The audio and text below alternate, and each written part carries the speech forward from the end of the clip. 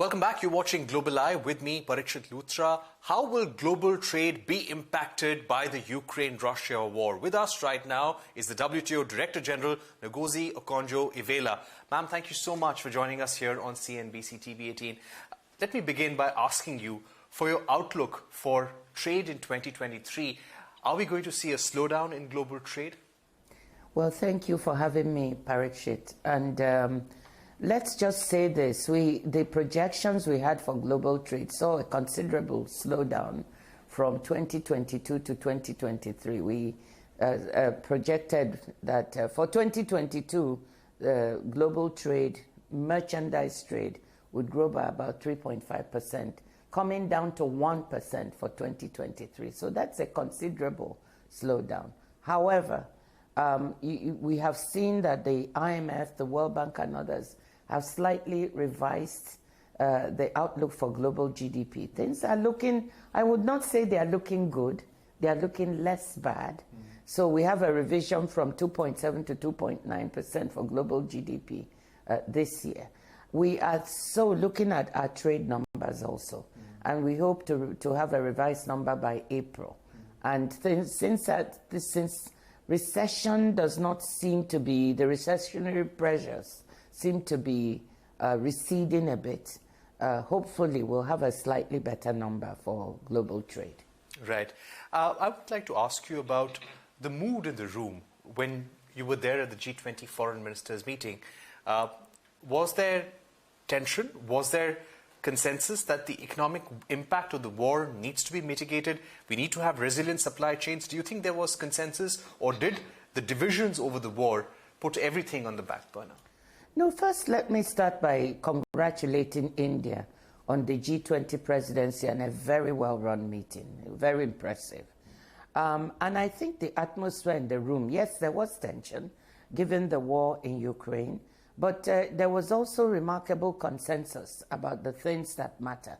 The fact that multilateralism needs to be strengthened and is the way to go. The fact that we cannot solve today's global problems. The crisis, the poly-crisis we're going through, be it for the pandemic, which, by the way, has not completely receded, the war in Ukraine, the high energy prices, high food prices, climate change, the existential threat of climate change, all need a multilateral solution. And so in the room, there was that agreement. Now, there was also a push for peace. Almost every delegation wants a solution to the war. And so that was like something of a uniting theme. And I think there was agreement that developing countries are really being impacted by these multiple crises. We need to solve the debt situation that they're in. We need to create more fiscal space for poorer countries, and developed countries need to be able to assist to get these things done. So it was a good atmosphere, I thought. Of course, there were a few sharp edges in terms of demands from Russia to come to the table to negotiate. But I would say all in all, it was a constructive atmosphere. Right. How important is to continue with the Black Sea Grain Initiative? I think the Black Sea Grain Initiative is crucial. It's the reason why I asked, because we believe that several of the G7 countries pressed upon Lavrov to come to an agreement on that. They did. There was the pressure to continue with the Black Sea Grain Initiative. Russia, I think, made its points known. I think Russia wants to see its own goods also evacuated. And I think they made that point. But I think the key point being made is, look, if we cannot continue this initiative, it will have an impact on many countries, poor countries everywhere, because they depend on the Black Sea region for grains and for fertilizer, which is, in a way, very, very important. 35 countries from Africa, as a matter of fact, import either food or fertilizer from the Black Sea region. So you can imagine, if we don't keep the corridors open, that's going to have a devastating impact. The World Food Programme says there are almost 350 million people who are food insecure. So we need to keep this open, and I hope there will be a pathway towards continuing this initiative, which both Turkey and the Secretary General of the UN have worked really hard to keep going. Right. I'd like to talk to you about deliberations on e-commerce rules at the WTO. India wants a pause. They want more deliberations at the WTO before coming to an agreement. What is the current status? I think the current status is pretty reasonable. There are two tracks on e-commerce at the WTO. You have the multilateral track that is dealing with the e-commerce moratorium, the moratorium on on not taxing electronic transmissions. So that's the multilateral track. Everybody is involved. You also have a plurilateral track where you have about 86 countries that are negotiating an e-commerce agreement on a plurilateral basis, meaning not every single member is there, but a huge number are there. Now, both tracks are proceeding well.